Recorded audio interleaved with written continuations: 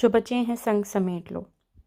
Naveera lounge میں داخل ہوئی تو وہاں صوفے پر آمنہ بیٹھی نظر آئیں، کسی گہری سوچ میں گم اور اداس تو وہ ہر وقت رہا کرتی تھی۔ اس وقت بات ذرا مختلف تھی۔ وہ اداس نہیں تھی، وہ کچھ سوچ رہی تھی اور ان کے لبوں پر ایک مدھم سی مسکراہٹ تھی۔ نویرا ان کی مسکراہٹ کو بغور دیکھتی ان کے پاس آ کر بیٹھ گئی۔ انہوں نے نویرا کا آنا اور اپنے پاس بیٹھ جانا محسوس ہی نہ کیا تھا۔ وہ اس وقت یہاں تھیں کب؟ وہ اس وقت اپنے سکندر کے پاس تھیں۔ وہ اس سے اور اپنی ہونے والی بہو کو سوچ رہی تھی، اپنے سکندر کی دلہن کو سوچ رہی تھی جو ان کے بیٹے کو پیاری تھی۔ انہیں تو وہ بغیر ملے بغیر دیکھے ہی بہت پیاری ہو گئی تھی۔ کیا بات ہے امو جان؟ نویرا نے مسکرا کر پیار سے پوچھا۔ ہاں؟ انہوں نے خیالوں سے چونک کر نویرا کو دیکھا۔ کیا ہوا بیٹا؟ میں یہ پوچھ رہی تھی امو جان کہ آپ کچھ کھوئی کھوئی لگ رہی ہیں اور کسی بات پر بہت خوش بھی ہیں۔ نویرا نے مسکرا کر ان سے پوچھا۔ بات خوشی کی ہی پتہ چلی ہے نا؟ کل میرے سکندر سے بات ہوئی تھی، وہ شادی کر رہا ہے۔ وہ جیسے اس اتنی بڑی خوشخبری کو شیئر کیے بغیر رہ نہیں سکی تھی۔ اس وقت لاؤنج کے دروازے پر شہریار خان آئے تھے۔ وہ باہر لان میں علی کے ساتھ کرکٹ کھیل رہے تھے۔ اب کھیل ختم کر کے انہوں نے اندر کا رخ کیا تھا۔ نویرا اور آمنہ نے انہیں نہیں دیکھا تھا۔ ان دونوں کی ان کی طرف پشت تھی۔ یہ تو بہت خوشی کی بات ہے۔ نویرا نے آمنہ کی بات پر بے ساختہ خوشی کا اظہار کیا۔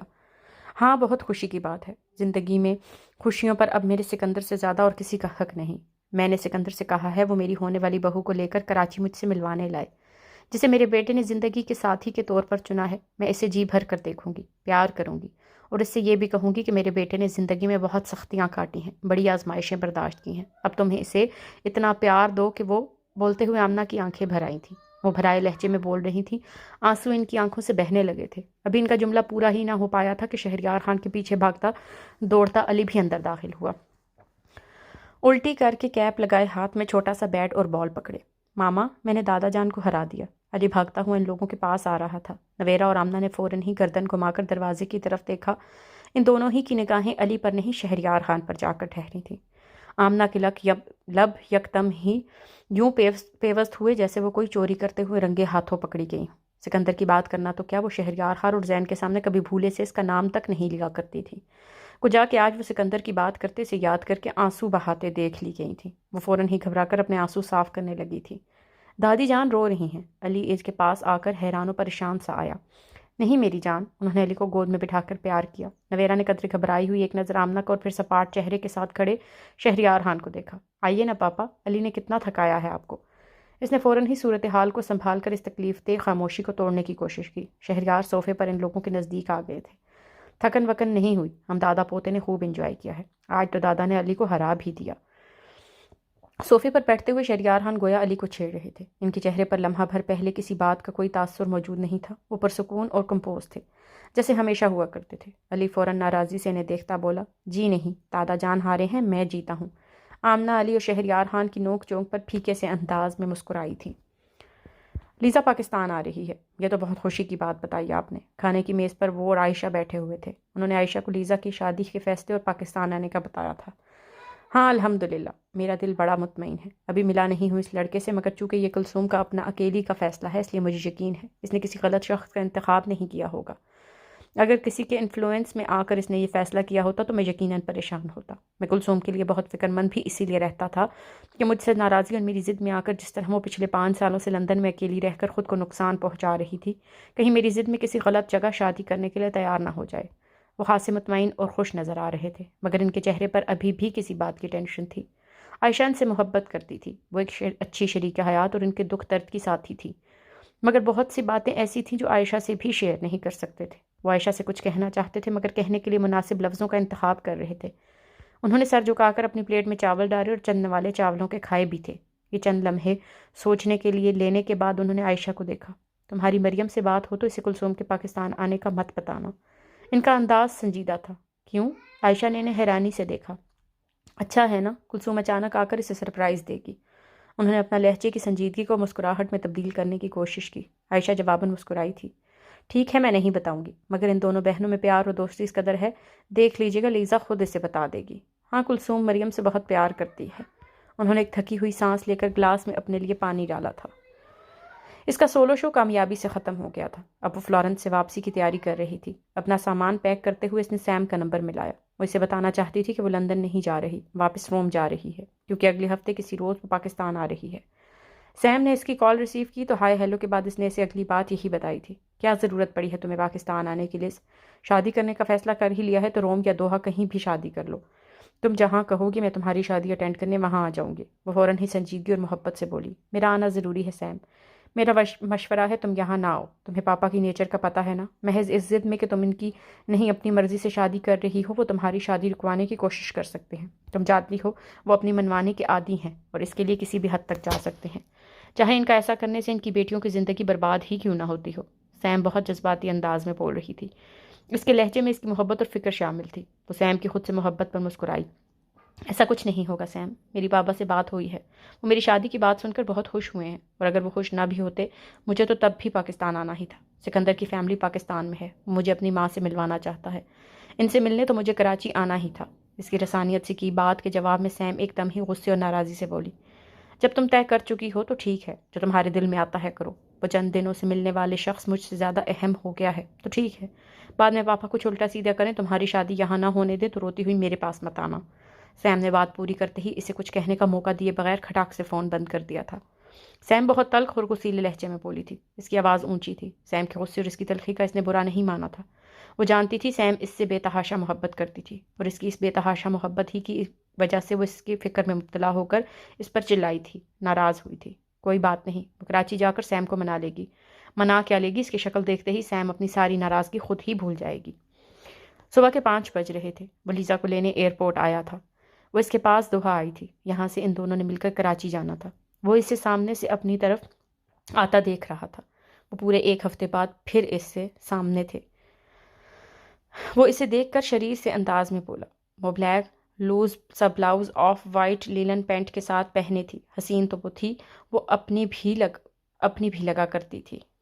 شکر ہے تم اٹالین بھولے نہیں، جتنی آئی تھی وہ یاد رکھی ہوئی ہے، باقی تم مجھے سکھا دینا۔ وہ ٹرالی اس کے ہاتھ سے لے کر خود چلاتا ہوا اپنی گاڑی تک آ گیا تھا۔ اس نے لیزا کا چھوٹے سائز کا سوٹ کیس گاڑی کی ڈگی میں رکھا۔ وہ تو پاکستان کا صرف 2 یا 3 دن کا پروگرام بنا رہا تھا، مگر لیزا نے اس سے کہا تھا کہ وہ اپنی بیمار ماں کا دل خوش کرنے کے لیے پاکستان جا رہا ہے، تو اسے وہاں چند دن تو ٹھہرنا چاہیے تاکہ وہ اچھی طرح سے اس سے مل سکے۔ لیزا بھی کراچی میں اپنی بہن سے ملنے کے لیے بہت ایکسائٹڈ تھی، وہ پہلی بار پاکستان جا رہی تھی، وہ 5 سالوں بعد اپنے پاپا سے ملنے والی تھی اور کافی مہینوں بعد اپنی بہن سے ملنے والی تھی، سو وہ بھی وہاں 1 ہفتہ قیام کرنا چاہتی تھی۔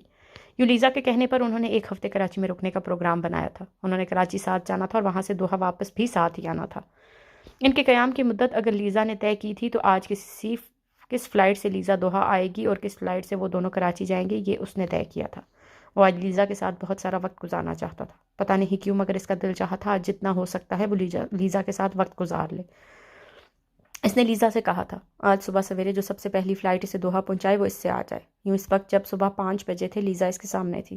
آج رات کے کراچی جانے والی جس آخری فلائٹ میں انہیں سیٹیں مل سکی تھیں وہ اس سے کراچی جا رہے تھے۔ یوں آج صبح 5 بجے سے رات گئے تک ایک دوسرے کے ساتھ باتیں کرنے اور ایک دوسرے کے ساتھ بہترین وقت گزارنے کے لیے ان کے پاس کئی گھنٹے موجود تھے۔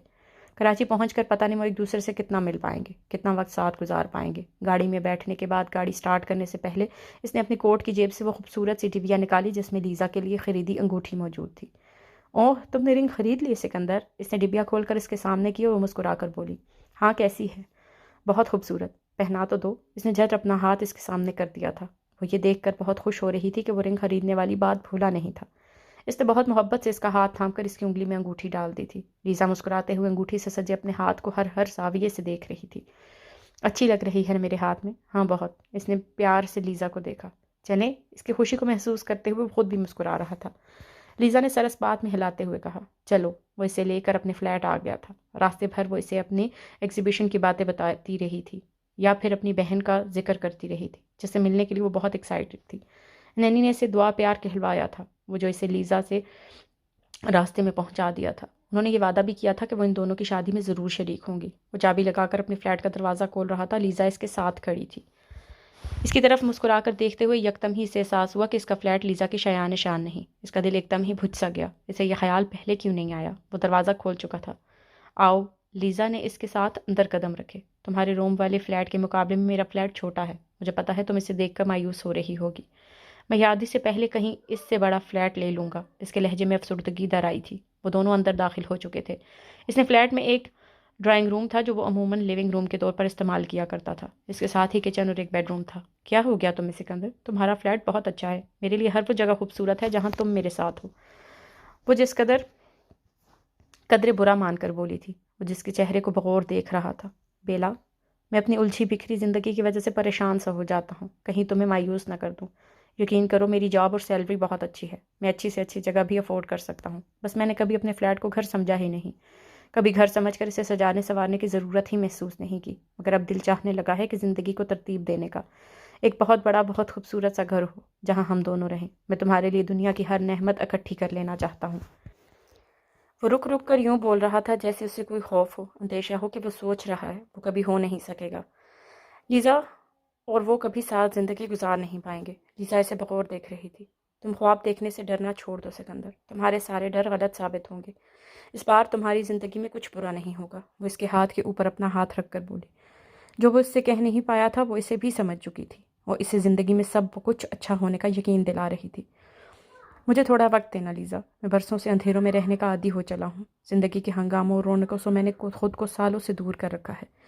تم خوش رہنے اور ہنسنے ہنسانے والی لڑکی ہو، میں تمہاری پسند کے مطابق خود کو تبدیل کرنے کی کوشش کروں گا، بس تم مجھ سے مایوس مت ہو جانا، مجھے تھوڑی رعایت، تھوڑی گنجائش دیتی رہنا۔ وہ اپنے ہاتھ پر رکھ کے لیزا کے ہاتھ کو اپنے دوسرے ہاتھ میں مضبوطی سے دبا کر بولا تھا، تم جو ہو جیسے ہو مجھے بہت پسند ہو، اور اس بات کا یقین کر لو سکندر، میں نہ تم سے کبھی مایوس ہوں گی نہ تمہارا ساتھ چھوڑوں گی، نہ تم سے محبت کبھی میرے دل میں کم ہوگی۔ وہ مضبوط لہجے میں اسے اپنی محبت اور وفاؤں کا یقین دلا رہی تھی۔ وہ کچھ پل یوں ہی خاموش اسے دیکھتا رہا۔ کیا تم مجھے اپنے گھر لا کر یوں ہی سزا میں کھڑا کیے رکھو گے؟ ایک تو پہلے اپنی ایگزیبیشن میں، اس کے بعد فلورنس کے روم بھاگ دوڑ، اور اس کے بعد جلدی جلدی پیکنگ وغیرہ کرنے میں اتنا تھک گئی ہوں، اوپر سے تم نے صبح سویرے دوحہ پہنچنے کی ہدایت کر کے ملی کر رات کی نیند اور آرام خراب کروایا۔ وہ اپنے مخصوص زندہ دلی سے بھرپور انداز میں بولتی اسے اس کی کوتاہی کا احساس دلا رہی تھی۔ اوہ آئی ایم سوری، مجھے خیال ہی نہیں رہا، تم واقعی تھک گئی ہوگی، آؤ۔ وہ فوراً شرمندہ سا ہوتا اس کا سوٹ کیس پکڑے اپنے بیڈ روم کی طرف بڑھا۔ لیزا اس کے پیچھے پیچھے اندر داخل ہوئی تھی۔ تم شاور لے لو، فریش ہو جاؤ، پھر تھوڑی دیر سو جاؤ، اس نے اس کا سوٹ کیس ایک طرف رکھتے ہوئے کہا۔ لیزا نے سر نفی میں ہلایا۔ سو نہیں رہی میں، تمہارے ساتھ ناشتہ کرنے کی لالچ میں نے فلائٹ پر کچھ بھی نہیں لیا، مجھے ناشتہ کرواؤ اچھا سا، اس کے بعد مجھے دوحہ گھماؤ۔ بولتے بولتے وہ پل بھر کے لیے رکی، پھر اسے کچھ مشکوک نگاہوں سے دیکھ کر بولی، تم نے آفس تو نہیں جانا نا؟ نہیں بھائی، تمہیں پورا دن اپنے ساتھ گزارنے کے لیے یہاں بلواؤں گا اور خود آفس جا کر بیٹھ جاؤں گا؟ اب ایسا بھی نہیں ہے، میں آج سے ہی چھٹی پر ہوں، میں نے فی الحال 1 ہفتے کی چھٹی لی ہے، آگے شادی کے لیے ہم جو بھی پلان کرتے ہیں پھر اس حساب سے مزید چھٹیاں لے لوں گا۔ وہ اس کے روبدار انداز پر ہنس کر بولا، تمہارا کوئی بھروسہ نہیں ہے نا، اس لیے پوچھ رہی تھی۔ وہ مسکراتا ہوا کمرے سے نکل آیا۔ وہ لیزا کے لیے ذرا اہتمام سے ناشتے کی تیاری کرنا چاہ رہا تھا۔ نہانے اور لباس تبدیل کرنے کے بعد وہ خود ہی اس کے فلیٹ میں گھومتی کچن میں گئی تھی، جہاں میز پر ناشتے کے کچھ لوازمات سجائے جا چکے تھے اور کچھ اور ابھی تیار کر رہا تھا۔ وہ ایک ہی وقت میں مائکرو ویو، ٹوسٹر اور برنر تینوں کی طرف متوجہ تھا۔ وہ ہنستی ہوئی اندر آ گئی تھی۔ اتنا اہتمام بھی مت کرو میرے لیے۔ اس نے ٹوسٹر سے ٹوسٹ نکال کر پاس رکھی پلیٹ میں رکھی اور وہ پلیٹ فوراً ہی میز پر پہنچائی تھی۔ سکندر بڑی مہارت سے آملیٹ بنا رہا تھا۔ پہلے اس نے پین میں پھینٹے ہوئے انڈے ڈالے، 2-1 سیکنڈ بعد اس نے مشرومز اور پنیر ڈالا تھا، اور پھر بڑے ماہرانہ انداز میں اس نے جلدی جلدی رول کر رہا تھا۔ تم ساسیجز کھاتی ہو؟ میں سب کچھ کھاتی ہوں۔ وہ میز پر رکھے پھلوں کی خوبصورت سی ٹوکری کو دیکھ کر مسکرائی۔ اس میں صرف ایک ہی پھل تھا، ناشپاتیاں۔ ٹوکری پوری لبالب بھری ہوئی تھی ناشپاتیوں سے۔ اس نے پلیٹ میں آملیٹ نکالتے سکندر کو مسکرا کر دیکھا۔ اسے یہ پھل کچھ خاص پسند نہیں تھا۔ یہ ناشپاتیاں کس کے لیے خرید کر لایا تھا وہ جانتی تھی۔ تم ناشپاتیاں میرے لیے لائے تھے؟ وہ کرسی پر بیٹھ گئی۔ آملیٹ کی پلیٹ میز پر رکھتا سکندر بھی اس کے سامنے والی کرسی پر بیٹھ گیا تھا۔ ہاں، صرف ناشپاتیاں نہیں بلکہ یہ فروٹ باسکٹ بھی میں نے کل شام ہی خریدی ہے۔ اب بھیڈنگے پن سے پھل یوں ہی شاپر میں پڑے چھوڑ دیتا تو تم میرے پوہڑ پن پر افسوس کرتی۔ وہ ہنس کر بولا، جیسے اپنی کل فروٹ باسکٹ خریدنے والی حرکت کو ابھی تک انجوائے کر رہا ہو۔ وہ سکندر کی میزبانیوں کی طرح پرتکلف پر اخلاق دعوت دینے سے قبل ہی ناشتہ شروع کر چکی تھی۔ کیا تم میری پسند ناپسند ہمیشہ اسی طرح یاد رکھو گے؟ آملیٹ اور ساسیجز کھاتے ہوئے اس نے مسکرا کر پوچھا۔ پتہ نہیں۔ یکدم ہی سنجیدہ ہوا، پھر وہ اداسی سے بولا، میں تمہاری امیدوں پر پورا اترنا چاہتا ہوں لیزا، میں تمہیں ہمیشہ خوش رکھنا چاہتا ہوں، مگر پتہ نہیں میں تمہیں خوش رکھ بھی پاؤں گا یا نہیں۔ میں تمہارا ساتھ چاہتا ہوں لیزا، اب تمہارے بغیر زندگی کا تصور محال ہے۔ ہم شادی کرنے جا رہے ہیں، تم اس وقت میری پہنائی ہوئی رنگ پہنے میرے سامنے بیٹھی ہو، مگر میں اس وقت پھر یہی بات کہوں گا کہ میں تمہارے قابل نہیں ہوں، تم مجھ سے بہت بہتر شخص ڈیزرو کرتی ہو۔ اس کے چہرے پر اداسی تھی، جیسے اپنے آپ سے مایوسی تھی۔ لیزا نے ایک دم ہی اس کے ہاتھ کے اوپر اپنا ہاتھ رکھا۔ میں اس دنیا کی سب سے خوش قسمت لڑکی ہوں کیونکہ سکندر شہریار مجھ سے محبت کرتا ہے۔ میں اس جیسے اچھے شخص کو ڈیزرو نہیں کرتی، مگر وہ پھر بھی مجھے مل رہا ہے تو یہ میری خوش قسمتی ہی ہے، اور میں یہ بھی جانتی ہوں کہ ہم ایک دوسرے کے ساتھ بہت خوش رہیں گے کیونکہ ہمارا رشتہ محبت اور سچائی پر قائم ہوا ہے۔ اس نے دیکھا سکندر کے چہرے کی مایوسی فوراً ہی مسکراہٹ میں تبدیل ہوئی تھی، اور پھر فوراً ہی سنجیدگی اور سچائی میں۔ پلیز مجھے کچھ کبھی چھوڑنا نہیں۔ مجھے سب نے چھوڑ دیا تھا، مجھے رشتوں نے اور زندگی نے صرف نفرتیں دی ہیں۔ اگر تم نے مجھے چھوڑ دیا، اگر تم مجھ سے دور ہوئیں تو میں زندہ کس طرح رہ پاؤں گا؟ اور وہ جانتی تھی کہ سکندر شہریار آسانی سے لوگوں پر کھل جانے والا شخص نہیں تھا، اپنے اندر جھانکنے کی اور کسی کو اجازت نہیں دیا کرتا تھا۔ اگر وہ اسے اپنے اندر جھانکنے دے رہا تھا، اپنے دکھ اور اپنی کمزوریاں اس سے شیئر کر رہا تھا، تو وہ اسے اپنی زندگی میں سب سے اہم رتبے پر لے کر بٹھا رہا تھا۔ وہ اسے اپنے دل اور اپنی روح تک رسائی دے رہا تھا۔ جنہوں نے تمہیں نفرتیں دی، جنہوں نے تمہیں چھوڑ دیا، بد نصیب لوگ تھے سکندر۔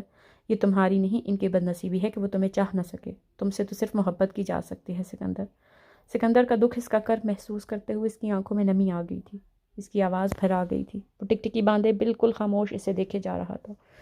تم مجھ سے پوچھو گی نہیں لیزا کہ میرے گھر والوں نے مجھے کیوں چھوڑ دیا تھا؟ انہوں نے مجھے نفرت سے کیوں دھتکارا تھا؟ وہ چند لمحوں کے بعد آہستگی سے بولا۔ اس کے چہرے پر تلخی ابھر آئی تھی۔ نہیں، میں تم سے یہ نہیں پوچھنا چاہتی، اس لیے کہ میں سب جاننا ضروری نہیں سمجھتی۔ اس کے نرم لہجے میں کہی بات جیسے سکندر کو یکدم ہی مزید تلخ کر گئی تھی۔ وہ قدرے بلند آواز میں بولا تھا، بہت منتشر ہو کر، پوچھنا چاہیے تمہیں مجھ سے، پوچھنا چاہیے تمہیں مجھ سے کہ آخر میرے اپنے سگے باپ نے مجھے اپنے گھر سے دھکے مار کر کیوں نکال دیا تھا؟ میرا سگا بھائی مجھ سے اس حد تک نفرت کیوں کرتا تھا کہ اگر میرے مرنے کی اطلاع آئی تو اس پر بھی بہت سب سے زیادہ خوش ہونے والا وہ ہوتا؟ سکندر پلیز، تم خود کو کیوں اذیت دے رہے ہو؟ وہ گھبرا کر بولی۔ سکندر کی تلخی اور اس کا خود پر غصہ دیکھ کر وہ گھبرا گئی تھی۔ سکندر نے خالی خالی نگاہوں سے اسے بغور دیکھا۔ 20 سال کا تھا لیزا، میں اس وقت صرف 20 سال کا تھا۔ کیا کوئی باپ اپنے 20 سال کے کم عمر بیٹے کے ساتھ ایسا ظلم کر سکتا ہے؟ کیا کوئی بھائی اپنے بھائی کو تباہ و برباد ہوتا دیکھ کر خوش ہو سکتا ہے؟ یہ تھے میرے خونی رشتے، یہ تھے میرے خونی رشتے۔ بولتے بولتے سکندر کی آواز بالکل مدھم ہو گئی تھی۔ وہ سر جھکا کر میز کو دیکھنے لگا تھا۔ وہ بہت دکھ، بہت کرب سے اسے دیکھ رہی تھی۔ وہ اس کے زخم وجود پر کس طرح مرہم رکھے کہ وہ ماضی کی ہر تلخ یاد کو بھول جائے۔ یہ جو آج میں تمہیں ایک باعزت انسان نظر آتا ہوں، ملٹی نیشنل معزز سی جاب کرتا، میں یہاں تک کس طرح پہنچا ہوں اگر تمہیں بتاؤں تو شاید تم میری سخت جانی پر حیران رہ جاؤ گی۔ گرے سے گرا اور گھٹیا سے گھٹیا وہ کون سا ایسا کام نہیں جو میں نے سروائیول کے لیے نہیں کیا تھا۔ میں نے نائٹ کلبز اور بارز میں لوگوں کو شراب پیش کی ہے۔ میں نے لوگوں کے، جانوروں، ان کے کتوں کی دیکھ بھال کی ہے۔ میں نے کنسٹرکشن سائٹ پر محنت مزدوری کی ہے۔ میں سڑکوں، فٹ پاتھوں اور پارک کی بینچوں تک پر سویا ہوں۔ پیسے نہ ہونے کی وجہ سے میں کئی دن بھوکا رہا ہوں۔ مجھے ایک وقت کا کھانا کھلانے کے لیے پیسے دے گا، اس کے لیے میں نیچ سے نیچ کام کرنے تک کے لیے تیار ہوا تھا۔ اس ملٹی نیشنل کمپنی میں لیگل ایڈوائزر کی پوسٹ تک پہنچتے پہنچتے میں نے زندگی میں کتنی ذلتیں برداشت کی ہیں تمہیں بتا نہیں سکتا۔ وہ اس طرح میز کو گھورتا آہستہ آواز میں کرب سے کہہ رہا تھا۔ اسی لیے تو میں تمہیں ایک بہادر انسان کہتی ہوں سکندر۔ تم بہت بہادر ہو۔ زندگی کی ٹھوکروں نے تم سے ہار نہیں مانی۔ تمہاری جگہ کوئی اور ہوتا تو خود کو تباہ برباد کر چکا ہوتا، مگر تم نے زندگی کی آنکھوں میں آنکھیں ڈال کر اسے بتا دیا کہ تم ہار ماننے والے نہیں ہو۔ تم بدترین حالات کا سامنا کر لو گے مگر خود کو برباد نہیں ہونے دو گے۔ تم نے ناممکن ترین اور مشکل ترین حالات میں اپنی ایجوکیشن مکمل کی، لائر بنے۔ تم بہت بہادر ہو سکندر، مجھے تم پر فخر ہے، مجھے تم سے محبت ہونے پر فخر ہے۔ تم میری زندگی میں شامل ہونے جا رہے ہو، مجھے تمہارے اس ساتھ پر فخر ہے۔ سکندر نے نظریں اٹھا کر اسے دیکھا۔ وہ آنکھوں میں نرمی اور چاہت لیے اسے دیکھ رہی تھی۔ سکندر بغیر کچھ بولے پھیکے سے انداز میں مسکرایا تھا۔ خود کو اتنا دکھ مت دیا کرو سکندر، وہ رسانیت سے بولی۔ چائے پیو اور تھوڑا سا ناشتہ بھی کرو، بہت کر لیں ہم نے یہ دل دکھانے والی باتیں۔ وہ اس کے لیے کپ میں چائے ڈالنے لگی تھی۔ وہ لیزا کو ساتھ لے کر وہاں کے ایک بڑے سے شاپنگ مال آیا تھا۔ اس نے لیزا کے اصرار پر تھوڑا بہت ناشتہ کر لیا تھا۔ ماضی کو دہرا کر اسے یاد کر کے اس پر عجیب سی اداسی اور کنوعت طاری ہو گئی تھی۔ ناشتے کی میز لیزا نے سمیٹی تھی۔ اس نے چھوٹے برتن ڈش واشر میں ڈال دیے تھے۔ وہ خاموش بیٹھا اسے دیکھتا رہا تھا۔ لیزا اس کے بعد ایک بار پھر اس کے پاس میز پر آ کر بیٹھی تھی۔ جو باتیں سوچنے اور دہرانے سے تمہیں اتنی تکلیف ہوتی ہے سکندر، تم انہیں مجھ سے بھی مت کہا کرو۔ کبھی جب ہماری شادی کو بہت عرصہ گزر چکا ہوگا، میرا ساتھ تمہارے اندر کی تلخیاں کچھ کم کر چکا ہوگا، تم خواب دیکھنے سے ڈرنا چھوڑ چکے ہوگے، تمہارے اندر سے یہ اندیشہ بھی ختم ہو گیا ہوگا کہ باقی سب لوگوں کی طرح میں بھی تمہیں چھوڑ جاؤں گی۔ تم اس روز مجھے خود پر گزری ایک ایک بات بتانا۔ اور وہ اس لڑکی کی خود پر یقین محبت کو دیکھتا رہ گیا تھا۔ اس کے موڈ پر چائے پسماندگی اور اداسی دور کرنے کے لیے لیزا نے فوراً ہی یہ شور مچایا تھا کہ وہ اسے گھمانے لے کر چلے، اور یہ کہ اسے یہاں پر شاپنگ بھی کرائے۔ یہاں زیادہ تر شاپنگ مال صبح 10 بجے یا اس کے بعد کھلا کرتے تھے۔ اس بیچ جو تھوڑا بہت وقت تھا وہ اس میں لیزا کو دوحہ کے مختلف خوبصورت سڑکیں اور روڈز پر گھماتا رہا تھا۔ کئی جگہ وہ ٹریفک جام میں پھنسے تھے، گویا صبح صبح یہ ان کی لانگ ڈرائیو تھی۔ وہ ابھی بھی اداس تھا، وہ دل سے خوش ہونے سے ڈر رہا تھا، مگر وہ لیزا سے اپنی یہ کیفیت چھپا رہا تھا۔ وہ بظاہر ڈرائیو کرتے اس کی باتوں پر یوں مسکراتا رہا تھا جیسے وہ بہت خوش ہو، جیسے کوئی خوف کوئی اندیشہ اس کے دل کو پریشان نہ کر رہا ہو۔ اب وہ دونوں اس جدید اور بے حد خوبصورت پر آسائش شاپنگ مال میں تھے، جہاں اچھی سے اچھی اور مہنگی سے مہنگی ہر شے موجود تھی۔ لیزا کو اپنے لیے ایک شاپ پر ہینڈ بیگ پسند آ گیا۔ وہ اسے خریدنے لگی۔ پتہ ہے مجھے تمہارے پاس بہت پیسے ہیں، مہربانی کر کے یہ والیٹ اندر رکھ لو۔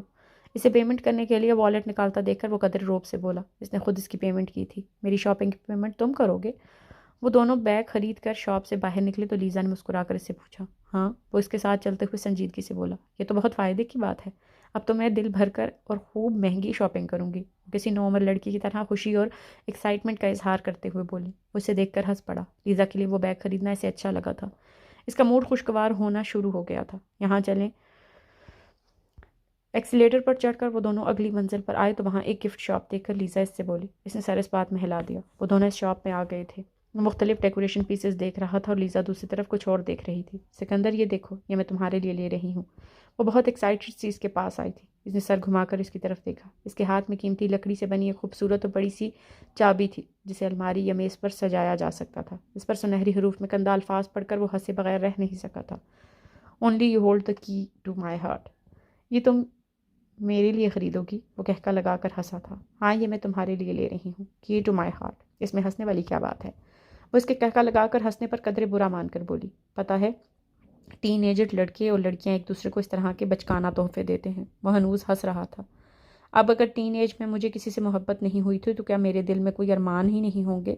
کیا 28 سال کی عمر میں اپنے ٹین ایج والے شوق پورے نہیں کر سکتی؟ وہ بہت سنجیدہ تھی اس چابی کو خریدنے کے لیے۔ کرو، ضرور کرو، میں نے کب روکا ہے؟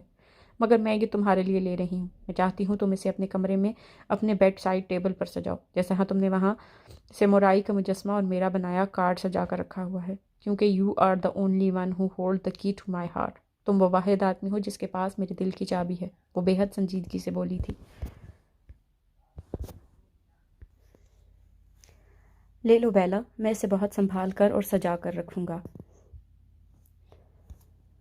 اسے ابھی بھی ہنسی آ رہی تھی اس طرح کا ناعمر لڑکے لڑکیوں والا تحفہ خریدنے جانے پر، مگر اس نے لیزا کو سنجیدہ سے دیکھ کر اسے خریدنے کو کہا تھا۔ وہاں بہت سے تحفے ایسے بھی تھے جنہیں خریدنے سے پہلے لوگ پرسنلائز کروا رہے تھے، اپنے نام یا تصاویر ان میں چسپاں یا کندہ کروا کر۔ ہم ان مگ کو یہ پرسنلائز کرواتے ہیں۔ ابھی وہ لیزا کی چابی والی حرکت پر ہی محظوظ ہو رہا تھا کہ وہ سامنے رکھے مختلف رنگوں اور ڈیزائنز کے مگوں کو دیکھ کر بولی، کیا لکھوانا چاہتی ہو تم مگ پر؟ وہ محظوظ ہوتے ہوئے بولا۔ وہ صبح ناشتے کے دوران ماضی کو یاد کرتے ہوئے کتنے ڈپریشن میں چلا گیا تھا، کتنا مایوس اور کتنا اداس ہوا تھا۔ اب وہ اسے یاد ہی نہیں آ رہا تھا۔ لیزا کے ساتھ ان بچکانہ سی چیزوں کو لیتا خوش ہو رہا تھا۔ اسے اچھا لگ رہا تھا جیسے لیزا 16 سال کی دوشیزہ تھی اور وہ 17 سال کا نوعمر لڑکا۔ Mr and Mrs Sikandar. Lisa نے مگ ہاتھ میں اٹھاتے ہوئے فوراً ہی یہ بات بتا دیا تھا کہ اسے اس پر کیا لکھوانا ہے۔ اس نے 2 مگ اٹھائے تھے۔ اب وہ کاؤنٹر پر کھڑی سیلز مین سے انہیں مسٹر اینڈ مسز سکندر کندہ کاری کر کے لکھنے کو بول رہی تھی۔ جتنی دیر سیلز مین نے مگوں پر کندہ کاری کی وہ ادھر ادھر گھومتے رہے۔ سیلز مین مگوں پر نام کندہ کر چکا تھا۔ کیسا لگ رہا ہے؟ لیزا مگ ہاتھ میں لے کر اس سے پوچھنے لگی۔ مجھے یقین نہیں آ رہا میں آرٹ کی اتنی قداور شخصیت سے شادی کرنے جا رہا ہوں۔ لگ تو ایسا رہا ہے میری شادی کسی 16-17 سال کی بچی سے ہونے والی ہے۔ وہ ہنس کر بولا۔ ڈیکوریشن پیس کے لیے لیزا نے پے کیا تھا اور مگوں کا اس نے۔ شاپنگ بیگ ہاتھ میں لیے وہ دونوں شاپ سے باہر نکلے تب وہ لیزا سے بولا، کبھی کبھی انسان کو بچہ بننا چاہیے، بچوں جیسی حرکتیں بھی کرنی چاہیے۔ اب جو تم ہر وقت 60-70 سال کے بزرگ بنے رہتے ہو، میں تو اس پر کچھ نہیں کہتی، تو تم کیا میری خاطر تھوڑی دیر کے لیے میرے بچپنے کو انجوائے نہیں کر سکتے؟ وہ لیزا کے ساتھ لیے شاپنگ مال کے فوڈ کورٹ میں آ گیا۔ وہاں فوڈ کورٹ کے ساتھ بچوں کے لیے پلینگ ایریا بھی تھا اور انڈور آئس اسٹیکنگ کی سہولت بھی۔ مجھے تمہارا بچپنا بہت اچھا لگ رہا ہے لیزا، انفیکٹ مجھے بہت مزہ آ رہا ہے، وہ مسکرا کر بولا۔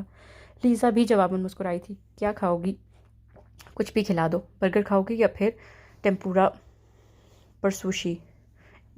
یا پھر سوشی؟ وہ دونوں فوڈ کورٹ میں مختلف مشہور ہوٹلز اور فاسٹ فوڈ ریسٹورنٹس کے کاؤنٹرز کے سامنے سے گزر رہے تھے۔ میرا خیال ہے سوشی اور ٹیمپورا ٹھیک ہے۔ تھوڑی دیر بعد وہ دونوں وہاں ایک میز پر اپنا اپنا کھانا لے کر بیٹھ گئے تھے۔ تمہارے پاس کوئی پاکستانی ڈریس نہیں ہوگا نا؟ ٹیمپورا کھاتے ہوئے اس نے لیزا سے پوچھا۔ نہیں، کیوں؟ پوچھتے پوچھتے جیسے اسے خود ہی سمجھ میں آ گیا ہو کہ سکندر اسے اپنی ماں سے ملوانے پاکستانی لباس میں لے جانا چاہتا ہے۔ ہم ابھی خرید لیں گے کھانے کے بعد۔ یہاں ہو گئی نا پاکستانی اور انڈین بوتیکس؟ اس نے سکندر سے پوچھا۔ اس نے جواباً اسپات میں سر ہلایا۔ تمہاری امو جان کیسی ہیں؟ میرا مطلب ہے دیکھنے اور عادت میں۔ وہ اسے اپنی ماں سے ملوانے پاکستان لے جا رہا تھا تو اس کا دل چاہا وہ سکندر سے اس کی ماں کے بارے میں پوچھے۔ بہت حسین، بہت خوبصورت۔ تم انہیں دیکھو گی وہ تمہیں بہت ہی اچھی لگیں گی۔ آہستہ آواز میں اتنی نرمی سے بولتی ہیں وہ۔ میں نے انہیں کبھی چیختے چلاتے اور غصے میں نہیں دیکھا۔ پتہ ہے وہ ڈاکٹر ہیں، مگر اپنے گھر اور بچوں کے لیے انہوں نے اپنی ڈگری کی قربانی دے دی، کبھی میڈیکل پریکٹس نہیں کی۔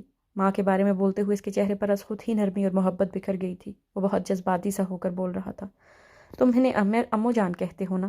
ہاں، بولتے ہوئے وہ مسکرایا۔ بچپن میں نے ہی انہیں اس نام سے بلانا شروع کیا تھا۔ امو جان بچپن میں ہمیں بہت کہانیاں سنایا کرتی تھیں، کبھی کتابوں میں سے پڑھ کر، کبھی خود ان کے بچپن میں سنی کہانیاں۔ ایک بار انہوں نے ایک کہانی سنائی تھی جس میں بچہ اپنی ماں کو امو جان کہتا تھا، اور اس میں ماں کا کردار مجھے بہت اچھا لگا تھا۔ تب شاید میں 4 یا 5 سال کا تھا۔ تب خود بخود ہی میں نے انہیں ممی کہنا چھوڑ کر امو جان بلانا شروع کر دیا تھا، اور میری دیکھا دیکھی بے دہانی میں بولتا بولتا وہ یک لخت ہی خاموش ہوا تھا۔ اس کے چہرے پر سختی آ گئی تھی۔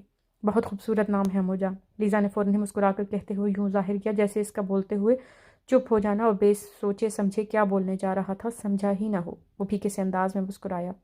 یہ ہلکی سی مسکراہٹ بھی وہ بہت کوشش کر کے اپنے چہرے پر لایا تھا۔ اور کچھ بتاؤ نا اپنی امو جان کے بارے میں انہیں اچھی لگوں گی نا؟ تم انہیں بہت اچھی لگو گی۔ وہ مجھے خوش دیکھنا چاہتی ہیں۔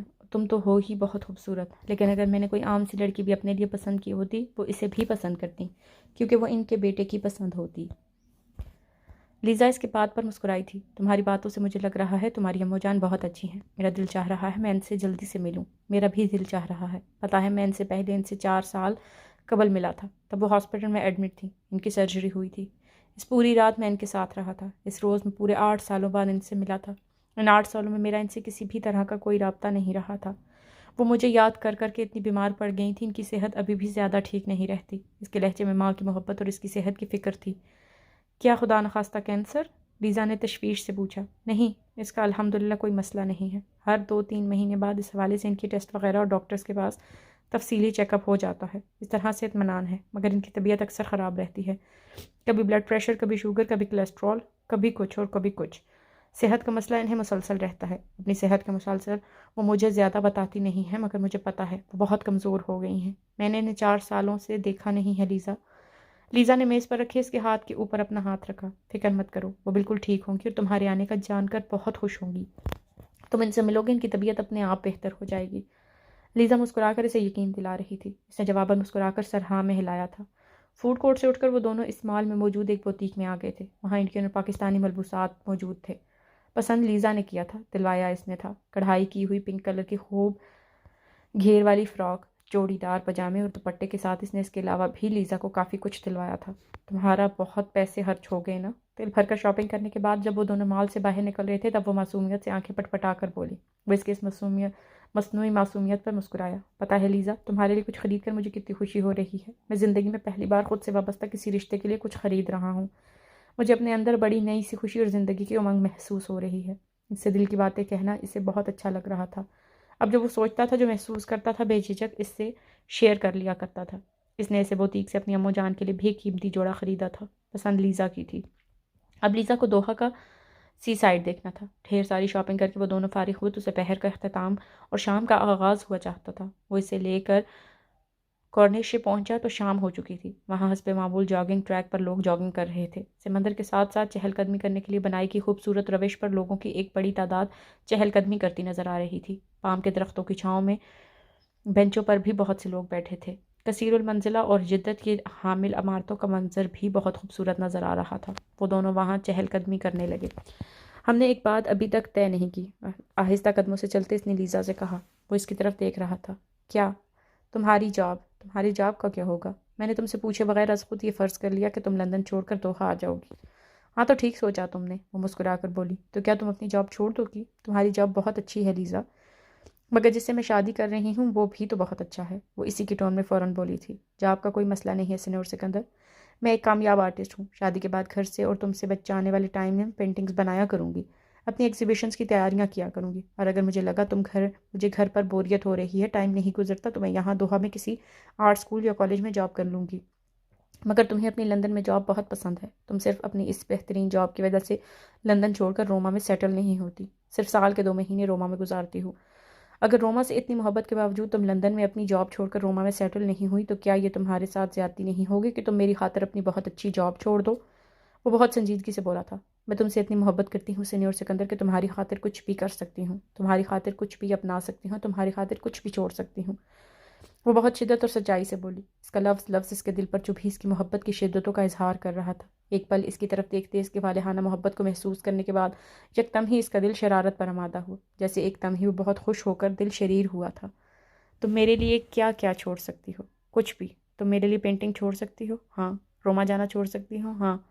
وہ پچھلی بار ہی کی طرح شرارتی انداز میں سوالات دہرا رہا تھا اور رٹائے انداز میں سوچے فوراً ہاں کر رہی تھی۔ اگر تم میری خاطر یہ 2 چیزیں چھوڑ سکتی ہو تو اس کا مطلب ہے تم سچے دل سے مجھ سے محبت کرتی ہو، وہ کہکا لگا کر ہنستے ہوئے بولا۔ لیزا ابھی جواباً ہنسی تھی۔ آمنہ زیورات کے ڈبے اور ایک خوبصورت صندوقچی نما جیولری باکس جس میں ان کے پرانے زیورات رکھے تھے نکال کر بیڈ پر بیٹھی تھی۔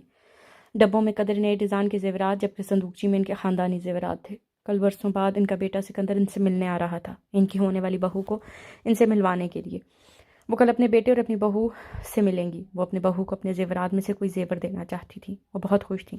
بیٹے سے ملنے کی خوشی ان کے اندر زندگی کی لہر دوڑا رہی تھی۔ وہ لبوں پر خوشی سے بھری مسکراہٹ لیے مختلف زیورات دیکھ رہی تھی۔ انہوں نے وہ جڑاؤ کنگن اٹھائے جو انہیں منہ دکھائی میں شہریار خان نے دیے تھے، اور اس سے پہلے شہریار خان کے والدین کی والدہ کو۔ یہ ان کے خاندانی اور بہت قیمتی کنگن تھے۔ یہ انہوں نے نویرا کو نہیں دیے تھے، یہ انہوں نے اپنے سکندر کی دلہن کے لیے سنبھال رکھے تھے۔ وہ اپنی ہونے والی بہو کو اپنی یہ بہت خاص اور اہم چیز دینا چاہتی تھی۔ اپنے اس بیٹے کو وہ کچھ نہیں دے سکی تھی جو انہیں دینا چاہیے تھا۔ کنگن کے ساتھ ساتھ انہیں اپنا جڑاؤ ہار اور کئی لڑیوں والا وزنی مالا بھی سکندر کی بیوی کو دینے کے لیے اچھی لگ رہی تھی۔ وہ زیورات دیکھنے میں مگن تھی، تبھی کمرے کا دروازہ کھلا۔ شہریار خان اندر آئے تھے۔ وہ اسٹڈی میں تھے۔ وہ آج دفتر سے گھر جلدی آ گئے تھے۔ آنے کے بعد سے وہ اسٹڈی میں تھے۔ انہوں نے کافی بھی وہیں منگوا لی تھی۔ وہ اسٹڈی میں مطالعے میں مصروف ہیں، یہی سوچ کر آمنہ یوں زیورات بکھیر کر بیٹھ گئی تھی۔ شہریار خان کو اندر آتا دیکھ کر ان کا چہرہ فوراً سنجیدہ ہو گیا۔ انہوں نے قدر محتاط سے لہجے میں پوچھا، کچھ چاہیے تھا آپ کو؟ نہیں، وہ سنجیدگی سے جواب دے کر بیڈ پر اپنی سونے کی جگہ پر آ کر بیٹھ گئے۔ وہ سنجیدگی سے سر جھکا کر زیورات واپس صندوقچی میں رکھنے لگیں۔ اپنے جذبات، اپنی سوچیں شوہر سے شیئر کرنے والا ان کا تعلق ہی نہیں تھا۔ شوہر سے دکھ کہنے والا ان کا رشتہ ہی نہیں تھا۔ ساری زندگی شوہر نے فیصلے سنائے تھے، انہوں نے سر جھکا کر تعمیل کی تھی۔ سوال کرنے یا وجہ پوچھنے کی کبھی جرت ہی نہیں کی تھی۔ شہریار خان جانتے تھے وہ کیا کر رہی ہیں۔ وہ جانتے تھے کہ کل سکندر آنے والا ہے، مگر وہ شوہر کے مزاج کو سمجھتی تھیں، جانتی تھیں کہ وہ اس کے بارے میں ایک لفظ بھی کہے بغیر یا تو ٹی وی دیکھنے لگیں گے یا پھر آرام کرنے لیٹ جائیں گے۔ سینے میں جیسے ایک دل نہیں پتھر تھا شہریار خان کے۔ شہریار خان بغور انہیں دیکھ رہے تھے۔ وہ بیڈ پر ٹیک لگا کر اور ٹانگیں پھیلا کر بیٹھے تھے۔ یہ زیور سکندر کی بیوی کے لیے نکال رہی ہو؟ شہریار خان سنجیدگی سے ان سے مخاطب ہوئے تھے۔ سکندر کا نام اور یہ جملہ ان کے لبوں سے سن کر آمنہ نے بے طرح چونک کر شدید حیرت کے عالم میں نے دیکھا۔ وہ زیور واپس رکھنا بھول گئی تھیں۔ مارے حیرت کے وہ جواب میں فوراً کچھ بول ہی نہیں پائیں۔ 1-2 سیکنڈ بعد انہوں نے سر اس بات میں ہلایا۔ جی، کیا یہ بہتر نہ ہوتا کہ تم جیولر کو بلا کر کچھ نئے زیورات خریدتی اسے دینے کے لیے؟ یہ سکندر کی دادی پڑدادی نانی اور میرے زیورات ہیں۔ مجھے لگا اس چیز سے وہ زیادہ خوش ہوگا۔ وہ ابھی تک حیرت کے عالم میں تھی۔ شہریار خان انتہائی سنجیدگی سے اپنے مخصوص نپے تلے اور غیر جذباتی انداز میں گفتگو کر رہے تھے، مگر آمنہ تو ان کے لبوں سے سکندر اور اس کے ہونے والی بیوی کا ذکر سن کر ہی شوق میں تھی۔ شہریار خان نے ان کی توجہ تجھی پر سر ہلایا۔ ٹھیک ہے، یہ زیور بھی دے دینا، مگر کل میں جیولر کو بھی فون کر دوں گا، کچھ نئے زیور بھی خرید کر اس کی بیوی کے لیے۔ شہریار خان پوری طرح ان کی طرف متوجہ تھے۔ انہوں نے نہ ٹی وی کھولا تھا اور نہ ہی آرام کرنے لیٹے تھے۔ انہیں اندازہ تھا وہ ان سے مزید کچھ اور بھی کہنا چاہتے ہیں۔ آمنہ، میں تم سے کل کے بارے میں کچھ بات کرنا چاہتا ہوں۔ جی؟ انہوں نے سوالیہ نگاہوں سے شوہر کو دیکھا۔ تم نے سکندر کو اس کے ہونے والی بیوی کو ملنے کے لیے کراچی بلایا ہے۔ تم ان دونوں سے ملنا چاہتی ہو، ٹھیک ہے، یہ بہت اچھی بات ہے، مگر میری رائے میں یہ قطعاً مناسب نہیں ہوگا کہ تم دونوں سے ملنے ان کے ہوٹل جاؤ یا کہیں اور باہر ملو۔ وہ نئی لڑکی جو فارنر بھی ہے کیا سوچے گی ہمارے خاندان کے بارے میں؟ تم ان دونوں کو گھر پر بلاؤ، دوپہر کا یا رات کا کھانا کھائیں، وہ دونوں ہمارے گھر پر۔ تو بیٹے کی محبت نے دل میں جوش نہیں مارا تھا، خاندانی آن بان نے دل کو بے چین کیا تھا۔ پل بھر کے لیے جو دل خوش فہم ہوا تھا، شاید برسوں بعد لوٹنے والے بیٹے کے لیے باپ کا دل گداز ہو گیا، فوراً ہی وہ خوش فہمی دور ہو گئی تھی۔ انہوں نے افسوس بھری نگاہوں سے شوہر کو دیکھا۔ اگر اللہ کسی کے دل میں نرمی اور محبت نکال دے تو انسان ایسا ہی ہو جاتا ہے جیسے شہریار ہاں۔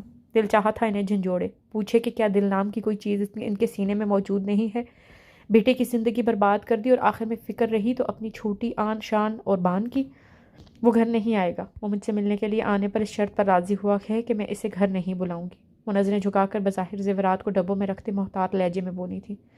ایک دو سیکنڈ شہریار خان کا جواب سنائی نہ دیا تو انہوں نے سر اٹھا کر انہیں دیکھا۔ وہ انہی کو دیکھ رہے تھے۔ ان کا چہرہ سنجیدہ اور سپاٹ تھا۔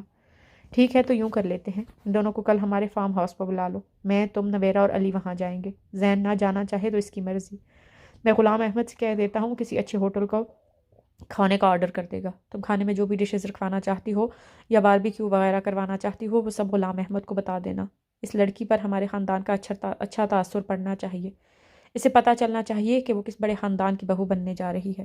شہریار خان کا مغرور دو ٹوک انداز آمنہ کے دل میں کئی چپتے سوال اٹھا رہا تھا۔ وہ پوچھنے کی جرت نہ رکھتی تھی، ورنہ ضرور پوچھتی تنزیہ لہجے ہیں۔ اپنے بیٹے کو گھر سے بے دخل کر کے اسے سڑک پر لے جا کر کھڑا کر کے آج انہیں اچانک وہ اپنے خاندان کا حصہ لگنے لگا ہے، صرف اس اٹالین لڑکی اور اس کی فیملی کے سامنے اپنی آن بان اور خاندانی شوکت بنانے کو۔ وہ لڑکی سکندر کی ماں سے کسی ہوٹل یا ریسٹورنٹ میں مل کر کہیں ان کے خاندان کا کوئی معمولی خاندان نہ سمجھ بیٹھے۔ بیٹے کی زندگی تباہ برباد کر کے بھی کچھ اہم رہا تو خاندان۔ اس کی ایک غلطی کی اسے کتنی بڑی سزا دی ڈالی، اس کی زندگیاں اندھیروں میں دھکیل دی، اسے برباد کر دیا۔ ان سے آمنہ شہریار سے ان کا بیٹا چھین لیا، ماں کی گود اجاڑ دی، اور آج بھی چہرے پر کوئی پچھتاوا، کوئی دکھ نہیں۔ فکر ہے تو اپنی خاندانی جاہو جلال کی۔ ٹھیک ہے، میں ان سے کہہ دوں گی۔ کہیں ان کے چہرے پر بکھرے سوال اور شکایتیں وہ پڑھ نہ لیں، خوف سے وہ سر جھکا کر آہستہ سے بولی تھی۔ شام ڈھل چکی تھی جب وہ دونوں سارا دن گھوم پھر کر ان کے فلیٹ لوٹے تھے۔ میں نے ابھی تک اپنی پینٹنگ نہیں کی، تم چاہو تو تھوڑی دیر ریسٹ کر لو، میں پیکنگ کر لوں۔ واپس آنے کے بعد وہ اس سے بولا تھا، ٹھیک ہے تم پیکنگ کرو، میں خود ہم دونوں کے لیے مزیدار سی کافی بنا کر لاتی ہوں۔ باہر گھومنے پھرنے میں وہ دونوں وقتاً فوقتاً اتنا کچھ کھا چکے تھے کہ اب ان دونوں میں کسی کا بھی ڈنر کا ارادہ نہیں تھا۔ واپس آتے ہی لیزا نے شاپنگ بیگ میں سے دونوں مگ اور چابی نکالے تھے۔ اس نے خود ہی وہ چابی اس کے بیڈ سائڈ ٹیبل پر سجا دی تھی۔ وہ اسے دیکھ کر ہنسا تھا۔ تھوڑی دیر کے بعد وہ کافی لے کر کمرے میں آئی تو کافی ان کے مگوں میں تھی جس میں مسٹر اینڈ مسز سکندر لکھا ہوا تھا۔ اس نے بیڈ پر سوٹ کیس رکھا ہوا تھا، وہ اس میں اپنے کپڑے رکھ رہا تھا۔ اس نے کراچی میں ہوٹل میں روم کی بکنگ بھی یہیں سے کروا لی تھی۔ لیزا کا اسے پتا تھا کہ وہ اپنے پاپا کے گھر میں ٹھہرے گی۔ سیم آئے گی مجھے ایئرپورٹ لینے۔ یہاں آتے ہوئے میں نے اسے فون کر کے اپنی فلائٹ اور کراچی پہنچنے کا وقت بتا دیا تھا۔ وہ بیڈ کے سامنے رکھے صوفے پر بیٹھ گئی تھی۔ کافی پینے کے لیے اس نے بھی تھوڑی دیر کے لیے پیکنگ کا کام روک دیا تھا۔ وہ لیزا کے چہرے کو دیکھ رہا تھا جو اپنی بہن کے ذکر پر جگمگا اٹھا تھا۔ وہ بیڈ پر بیٹھا ہوا تھا، اس کے موبائل پر کال آ رہی تھی۔ یہ اس کی امو جان کی کال تھی۔ اس نے مسکراتے ہوئے کال ریسیو کی۔ اسے ماں سے ملنے کی بہت خوشی تھی، مگر ساتھ ساتھ دکھ اور ذلت بھرے کچھ احساسات بھی تھے۔ وہ ماں کے گلے لگنا چاہتا تھا، ایک ماں ہی تھی جس نے اس سے محبت کرنا کبھی نہیں چھوڑی تھی۔ ان کا دل اپنے گناہگار بیٹے کے لیے وسیع تھا۔ وہ بیٹے کا گناہ کب کا معاف کر چکی تھی۔ یہ اس کی بد نصیبی تھی کہ پوری دنیا میں کوئی ایک فرد بھی ایسا نہیں تھا جو یہ کہہ دیتا کہ سکندر نے وہ گناہ نہیں کیا تھا۔ اسے بھروسہ اور اعتماد ماں کے پاس بھی نہ مل سکا تھا، مگر یہ کیا کم تھا کہ وہ اس سے محبت کرتی تھی، اسے دل و جان سے چاہتی تھی، اس کے انتظار میں دن گن کر گزار رہی تھی، وہ اس کی واپسی کی راہ تک رہی تھی۔ کل کس وقت پہنچ رہے ہو بیٹا؟ صبح سویرے انشاءاللہ۔ کس فلائٹ سے آ رہے ہو؟ ان کے لہجے میں اس سے ملنے کی تڑپ تھی، بے قراری تھی۔ ان کی بے قراری کو محسوس کر رہا تھا۔ اس نے اپنی فلائٹ اور کراچی پہنچنے کا وقت بتا دیا تھا۔ چند گھنٹے کیسے گزریں گے سکندر؟ مجھے تو یہ ایک ایک پل صدیوں کے برابر لگ رہا ہے۔ تم تھوڑے دن کراچی میں رکو گے نا؟ ایسا تو نہیں ہوگا کہ کل آئے اور پرسوں واپسی؟ وہ بہت بے چین ہو کر بولی تھی، جیسے برسوں سے بچھڑے بیٹے کو دیکھنے سے، چھونے سے، پیار کرنے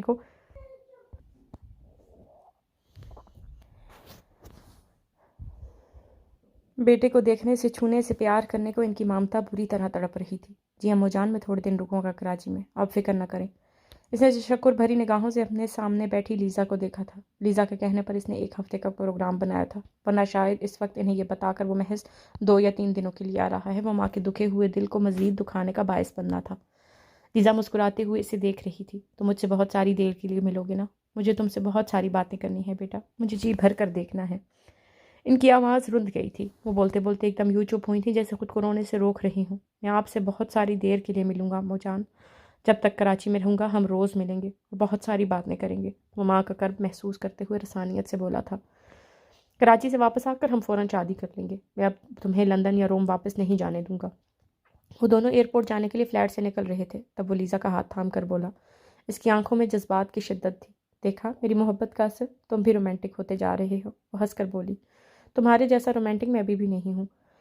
پرسنلائز مگ یا کی ٹو مائی ہارٹ والی وہ شرارت بھرے انداز میں بولا، یعنی میں یہ سمجھوں تم ہماری شادی والے دن آفس جاؤ گے اور مجھے ہنی مون پر بھی نہیں لے کر جاؤ گے؟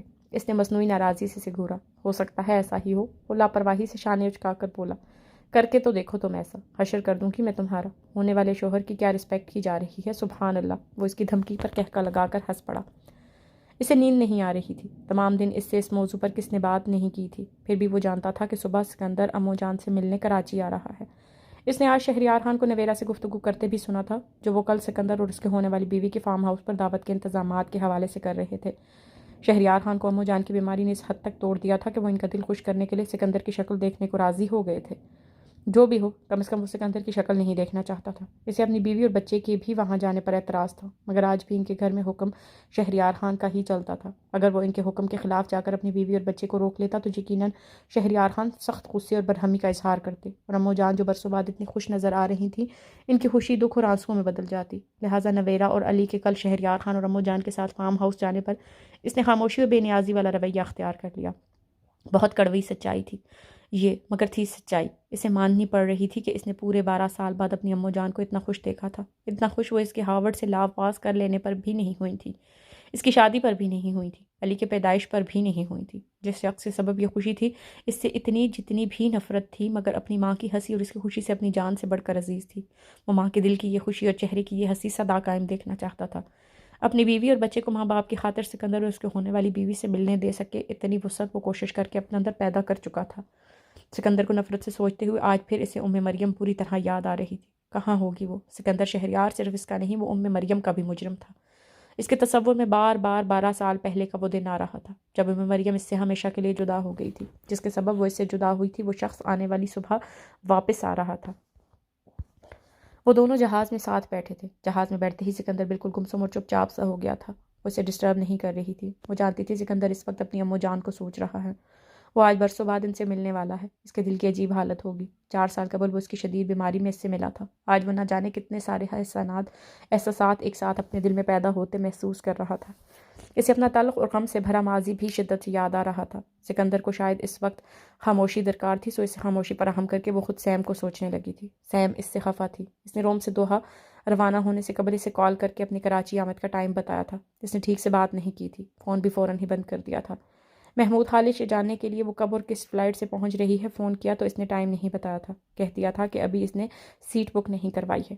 خواہش تھی اسے ایئرپورٹ پر لینے صرف اور صرف سیم آئے۔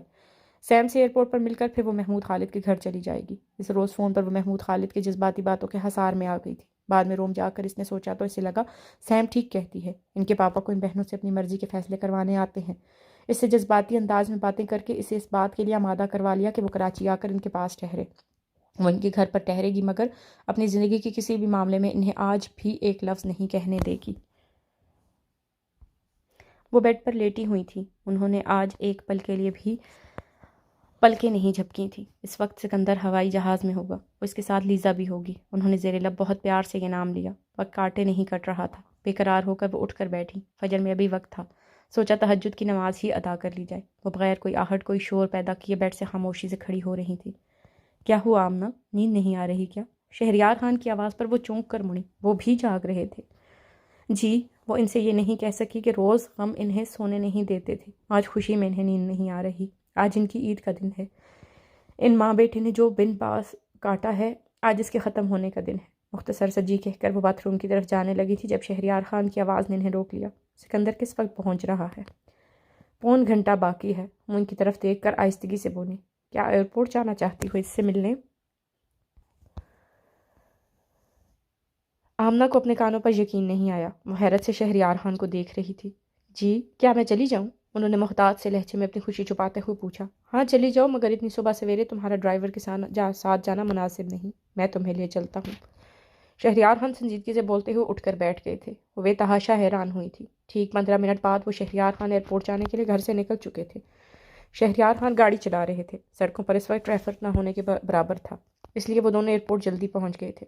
سکندر سے آج شام 5 ساڑھے 5 بجے فارم ہاؤس آنے کا کہہ دینا۔ ایئرپورٹ پہنچ کر وہ ان سے بولے۔ جی آپ بھی آ رہے ہیں کیا؟ آمنہ نے ہچکچاتے ہوئے پوچھا۔ شہریار خان نے گاڑی پارکنگ میں لے جا کر روکی۔ نہیں تم مل آؤ، میں تمہارا یہیں انتظار کر رہا ہوں۔ ابھی روشنی نہیں ہوئی تھی، ادھر ادھر اندھیرے کے سبب وہ شہریار خان کے تاثرات ٹھیک سے نہیں دیکھ پا رہی تھی۔ وہ سنجیدہ تو تھے مگر سنجیدگی کے ساتھ کچھ اور بھی تھا ان کے لہجے میں، وہ سمجھ نہیں پائی تھی۔ سر ہلا کر خوشی سے سرشار وہ گاڑی سے اتری تھی۔ سامنے ہی انٹرنیشنل ارائیول نظر آ رہا تھا، بس کسی بھی لمحے ان کا سکندر ان کی نگاہوں کے سامنے ہوگا۔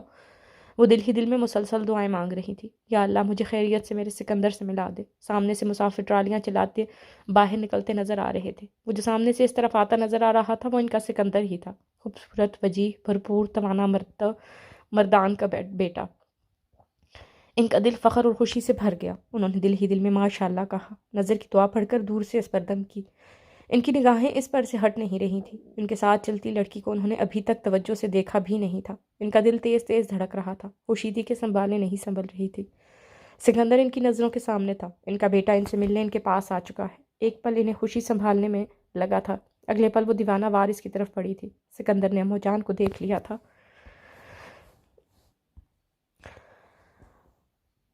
اسے حیرت ہوئی، اس نے انہیں آنکھوں میں خوشی کے آنسو لیے والہانہ انداز میں اپنی طرف پڑھتے دیکھا۔ وہ ٹرالی لیزا کے پاس چھوڑ کر خود تیز قدم اٹھا کر ان تک پہنچا۔ السلام علیکم امو جان۔ آمنہ نے بہت تڑپ کر اسے اپنے گلے لگایا تھا۔ یا اللہ تیرا لاکھ لاکھ شکر ہے، تو نے مجھے میرے بیٹے سے ملوا دیا۔ وہ اسے گلے سے لگا کر پھوٹ پھوٹ کر رو پڑی تھی۔ وہ انہیں سنبھالنے کی کوشش کر رہا تھا، اس کے گلے لگے ان کا وجود ہولے ہولے لرز رہا تھا۔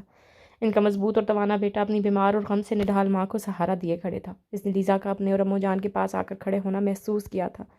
بس امو جان اس طرح مت روئیں، آپ کی صحت کے لیے اچھا نہیں ہے۔ اس نے پیار سے ان کا سر اپنے کندھے پر سے ہٹایا۔ ماں کے آنسوؤں سے اس کا شانہ بھیگ چکا تھا، وہ اس کے آنسو اپنے ہاتھوں سے صاف کر رہا تھا۔ میں آ تو گیا ہوں آپ کے پاس، اب آپ کیوں رو رہی ہیں؟ اس نے پیار سے ماں کے ہاتھ تھام کر کہا۔ یہ خوشی کے آنسو ہے بیٹا، یہ شکر گزاری کے آنسو ہیں۔ آمنہ نے والہانہ انداز میں اس کا ماتھا چوما۔ وہ ٹکٹکی باندھے اس کے چہرے کو دیکھے جا رہی تھی، اس کی نگاہیں اس پر سے ہٹ نہیں رہی تھی۔ امو جان آپ لیزا سے تو نہیں ملی؟ اس نے مسکرا کر اپنے ساتھ کھڑی لیزا کی جانب اشارہ کیا۔ آمنہ نے اب پہلی بار لیزا کو توجہ سے دیکھا تھا۔ السلام علیکم آنٹی۔ لیزا نے فوراً انہیں سلام کیا۔ وعلیکم السلام، جیتی رہو۔ لیزا کا سلام اگر ہچکچاہٹ اور تکلف لیے ہوتا تو آمنہ کا جواب اتنا ہی بے تکلفی اور والہانہ پیار لیے ہوا تھا۔ انہوں نے لیزا کو بھی اسی طرح گلے لگایا تھا۔ وہ خاموش کھڑا ماں کو لیزا کو گلے لگاتا اور پھر اس کا ماتھا چومتے دیکھ رہا تھا۔ آنٹی نہیں، ماں ہوں تمہاری، جیسے سکندر کی ہوں۔ مجھے امو جان بولو گی تو مجھے بہت خوشی ہوگی۔ وہ دیکھ رہا تھا اس کی ماں لیزا کے چہرے کو بہت پیار سے دیکھ رہی ہے۔ جی امو جان۔ لیزا کی ہچکچاہٹ اور تکلف آمنہ کی والہانہ محبت کے آگے مسکراہٹ اور اپنائیت میں چند لمحوں میں بدل گئے تھے۔ سکندر میری بہو بہت پیاری ہے، لیزا کو دیکھتے ہی انہوں نے اس سے کہا۔ وہ بے ساختہ مسکرا دیا۔ لیزا کی جگہ کوئی بھی لڑکی ہوتی وہ اس کی ماں کو یوں ہی اچھی لگتی کہ وہ اس کے بیٹے کی پسند ہے۔ آپ کس کے ساتھ آئی ہیں امو جان؟ اسے یکدم ہی خیال آیا تھا۔ تمہارے پاپا کے ساتھ آئی ہوں، وہ گاڑی میں بیٹھے ہیں۔ آمنہ آہستگی سے بولی۔ تمہارے پاپا کے الفاظ اسے بہت عجیب سے لگے تھے، در حقیقت اسے برے لگے تھے، مگر برسوں بعد ماں سے ملنے پر وہ خوشی کے موقع پر کوئی بدمزگی والی بات کرنا نہیں چاہتا تھا۔ وہ میرا انتظار کر رہے ہیں، میں اب چلوں؟ ان کے چہرے کو پیار سے تکتے ہوئے وہ بولی۔ انہوں نے پھر اس کے ہاتھ تھام لیے تھے، جانے کی بات کر رہی تھیں، وہ اس کے ہاتھ تھام کر کھڑی تھی، جیسے ڈر تھا اگر اس کا ہاتھ چھوڑ دیا تو وہ پھر کہیں کھو نہ دے۔ جی امو جان، آپ اب گھر جا کر آرام کیجیے، تھوڑا دن نکل آئے پھر ہم دوبارہ ملیں گے، کہیں ساتھ بیٹھ کر خوب ڈھیر ساری باتیں کریں گے۔ اس نے دیکھا آمنہ اس کی بات سن کر کچھ سوچنے لگی تھی۔ ایک پل کی سوچ کے بعد انہوں نے سکندر کے بجائے لیزا کو مخاطب کیا۔ لیزا بیٹا، تمہاری اور سکندر کی آج شام میری طرف سے دعوت ہے ہمارے فارم ہاؤس پر۔ شہر کی حدود سے ذرا باہر نکل کر ہے ہمارا فارم ہاؤس، اس لیے گھر سے تھوڑا جلدی نکل جانا، یہ وہاں کا ایڈریس ہے۔ انہوں نے پرس سے ایک طے کی ہوئی چٹ نکال کر لیزا کے ہاتھ میں پکڑائی۔ امو جان، دعوت وغیرہ کو رہنے دیں، میں اور لیزا اس کے بغیر ہی آپ سے مل لیں گے۔ وہ واضح اور صاف لفظوں میں منع نہیں کر پایا تھا۔ فارم ہاؤس پر کون دے رہا تھا دعوت، وہاں پر کس کس نے موجود ہونا تھا، وہ سب جانتا تھا، مگر وہ نہ کسی سے ملنا چاہتا تھا، نہ کسی کی شکل دیکھنا چاہتا تھا۔ میں تم سے نہیں، اپنی بہو سے بات کر رہی ہوں۔ آمنہ نے فوراً ہی سے سخت انداز میں ڈانٹ کر چپ کروا دیا۔ اب انہوں نے اس کے ہاتھ چھوڑ کر بہت پیار سے لیزا کے ہاتھ تھامے تھے۔ تمہاری سنتا ہے یہ؟ جی۔ لیزا ایک نظر اس کے چہرے کو دیکھ کر، جس پہ واضح لفظوں میں کسی بھی دعوت اور فارم ہاؤس پر جانے سے انکار لکھا تھا، آمنہ سے قدرے ہچکچا کر بولی۔ وہ جیسے الجھن میں آ گئی تھی کہ ماں کے سنے یا بیٹے کی سنے۔ تو پھر آج شام سے ساتھ لے کر ہمارے فارم ہاؤس آ جانا، میں تم دونوں کا شدت سے انتظار کروں گی۔ وہ بڑی امید سے لیزا کی طرف دیکھ رہی تھی۔ میں اور سکندر آج شام آپ کے پاس ضرور آئیں گے امو جان، لیزا نے بے اختیار انہیں یقین دلایا۔ وعدہ کر رہی ہو نا؟ میں آپ سے وعدہ کر رہی ہوں امو جان، مجھے مایوس مت کرنا، پرسوں بعد مجھے کوئی خوشی ملی ہے، اس خوشی کو مایوسی میں مت بدلنا، میں بہت شدت سے منتظر رہوں گی تم دونوں کی۔